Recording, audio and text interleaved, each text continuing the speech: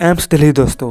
तो आज मुझे नीट का प्रिपरेशन करते हुए पूरे 353 डेज हो चुके हैं और आज है डेट 19 मार्च 2024 और हम सबके टारगेट है नीट 2025 को बचे हुए हैं 407 डेज।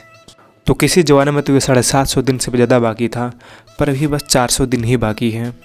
तो जैसे कि आप लोग जानते हैं कि मैं नीट 2025 का एस्पिरेंट हूँ एंड अपन नीट का प्रिपरेशन क्लास 11th में स्टार्ट किया था, जो कि मैंने अप्रैल 2023 में स्टार्ट किया था PW को ऑनलाइन बैचेस से।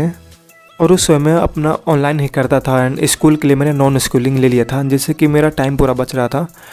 तो मुझे सिर्फ क्लास 12th में बोर्ड एग्ज़ाम देने जाना था और मैं नीट का प्रिपरेशन अपने घर से ही कर रहा था PW के बैच से।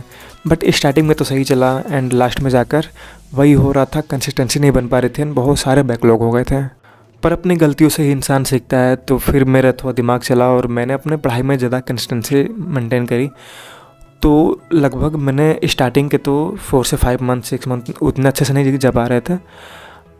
डेली के लगभग 6 से 8 घंटे ऐसे ही पढ़ाई बस हो रहे थे। कुछ कभी एक लेक्चर देखा, कभी 2 लेक्चर देखा, कभी कुछ लेक्चर नहीं देख पाए, कभी इधर कर देख लिया, कभी रैंडम स्टडी हो रही थी उस समय।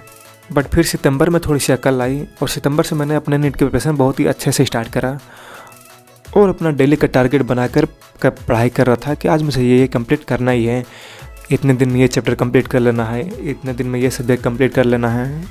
तो वैसे ही सितंबर चला, अक्टूबर चला एंड फिर नवंबर में आकर थोड़ा सा डाउन होने लगा। उतनी अच्छे से स्टडी नहीं हो पा रही थी क्योंकि घर में बैठे बैठे ऐसा होता है कि आपके पास मोबाइल है, आपके पास यूट्यूब है, तो आप बाहर की चीज़ भी देखने लगते हैं। बट फिर मैंने अपने न्यू टारगेट्स बनाए, अपने टारगेट्स अच्छे से डिसाइड किए कि मुझे आने वाले कुछ महीने में ये कंप्लीट करना ही करना है। तो अगर बात करें तो मैंने अब लगभग 6 से 7 बार 5-6 बार ऐसे अपने टारगेट से बनाए हुए हैं। तो फर्स्ट टारगेट में तो ये रहता है कि मैंने एकदम एक आइडियल टाइम टेबल बनाया था, आइडियल सब कुछ ये करेंगे। बट जैसे जैसे उसको फॉलो करते उसके एक्सपीरियंसेस मिलती है तो लगता है कि नहीं ऐसे नहीं, कुछ ऐसे होना चाहिए। तो उसमें मॉडिफाई होता है, न्यू टारगेट्स बनते हैं, कभी वो कंप्लीट नहीं होते तो एक न्यू स्ट्रेटजी बनती है। तो मैं ऐसे ही बनाते रहा। फिर मेरा दिसंबर में मैंने बहुत ही ज़्यादा मैंने स्टडी करी थी। दिसंबर में लगभग मेरे 10 से 15 चैप्टर करे थे मैंने बस दिसंबर में ही। फिर मेरे शहर में विद्यापीठ पाठशाला खुल गया था, तो मैं उसमें एनरोल लिया था 23 दिसंबर 2023 को अपने विद्यापीठ में एनरोल ले लिया था। तो मैंने उसमें क्लास 12th के लिए अपना एनरोलमेंट कराया था और जिसका कि क्लासेस अप्रैल 2024 से स्टार्ट होने वाली थी। बट मैं वहाँ पर लाइब्रेरी भी जाता था डेली। तो जब मैं वहाँ गया और लाइब्रेरी बैठने लगा तब वहाँ पे डेली कंसिस्टेंसी मेंटेन रह रही थी कि हाँ मुझे डेली जाना है वहाँ पे 10 घंटे 12 घंटे वहाँ पे स्टडी करनी ही करनी है, क्योंकि वहाँ पे बहुत सारे बच्चे आते हैं, सारे स्टडी करते हैं, टीचर भी रहते हैं, आपको आके मुझको देखते थे। तो उसके बाद से मेरे कंसिस्टेंसी अच्छे से मेंटेन रह पा रही थी। आज लगभग मेरे पाठशाला जाते हुए 3 महीने हो गए हैं और मैं 3 महीने में बस 4 दिन ही छुट्टी लिया होगा। तो जिसमें कि 2 दिन तो पाठशाला ही क्लोज था तो उसमें जा ही नहीं सकते और 2 दिन मैंने अपने हेल्थ के लिए छुट्टी लिया था। और मैं 4 दिन छोड़ के मैं दिल्ली गया हूँ। वहाँ पे लगभग 10 घंटे, कभी 9 घंटे, कभी 12 घंटे ऐसे ही वहाँ पे रहा हूँ और घर आके भी 2 से 3 घंटे स्टडी करता हूँ।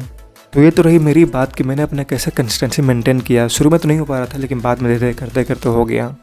बट सब लोग का केस अलग होता है। अगर आप ऑनलाइन करते हैं और आपके पास अगर विद्यापीठ नहीं है, लाइक पाठशाला नहीं है, या फिर आप अफोर्ड नहीं कर पाते हैं, तो सबसे बेस्ट तो ऑनलाइन ही है, क्योंकि मैं ऑनलाइन ही अपना सारा स्टडी करता हूँ और ऑनलाइन में कंटेंट सबसे अच्छा ही है। तो आप ऐसा कर सकते हैं कि आप ऑनलाइन अपना स्टडी कर रहे हैं और लाइब्रेरी ज्वाइन कर सकते हो। तो लाइब्रेरी कहीं में लगता है कि 500 रहता है, कि 1000 रुपये रहता है। तो आप कोई भी प्राइवेट लाइब्रेरी ज्वाइन कर सकते हो और वहाँ पे जाकर अपने ऑनलाइन स्टडी कर सकते हैं। तो जिससे कि आपको डेली कंसिस्टेंसी मेंटेन रहेगी और घर के शोरगुल से भी दूर रहेंगे आप।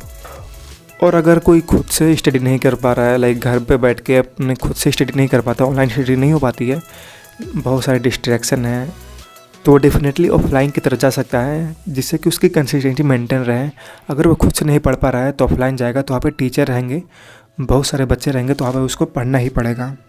तो सारे स्टूडेंट का अलग रहता है, आपको अपने हिसाब से देखना है कि आपको क्या अच्छा लगता है, आप कैसे पढ़ पाते हैं, आप ऑनलाइन पढ़ पा रहे हैं या फिर ऑफलाइन पढ़ पा रहे हैं, आपकी कैसे किस हिसाब से आप करेंगे तो आपकी कंसिस्टेंसी मेंटेन रहेगी। और आपको अपने आप को अच्छे से एनालिसिस करना होगा कि आप किस कंडीशन में अच्छे से परफॉर्म कर पाते हैं, कि आप खुद से पढ़ पाते हो ऑनलाइन या फिर जब टीचर आपके सामने रहता है आप तभी पढ़ते हैं। तो ऐसे आपको खुद पे मेहनत करना पड़ेगा, देखना पड़ेगा, उसके हिसाब से डिसाइड करना पड़ेगा कि आप ऑनलाइन पढ़ सकते हैं या फिर ऑफलाइन या फिर लाइब्रेरी में कहीं भी।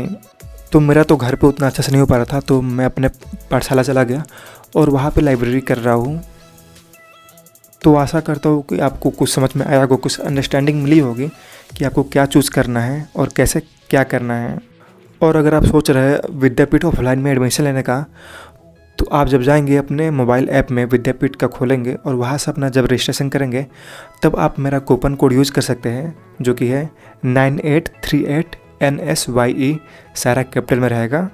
और उसको यूज़ करेंगे तो आपको 1000 रुपीज़ कैशबैक मिलेगा, जिसको कि आप अपने बैंक अकाउंट में विड्रॉल कर सकते हैं।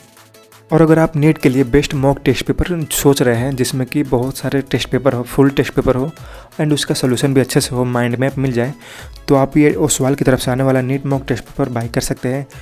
और इसमें आपको 36 ईयर PYQ या फिर 18 ईयर का क्वेश्चन पेपर, आपको सब कुछ मिल जाएगा। एंड इसका लिंक नीचे आपको डिस्क्रिप्शन में मिल जाएगा, आप वहाँ से जाकर इसको बाई कर सकते हैं। और अगर आपको कुछ भी डाउट हो, कुछ भी मुझसे पूछना, तो आप नीचे कमेंट कर सकते हैं। तो चलिए आज की इस वीडियो में बस इतना ही, तब तक के लिए टाटा बाय बाय।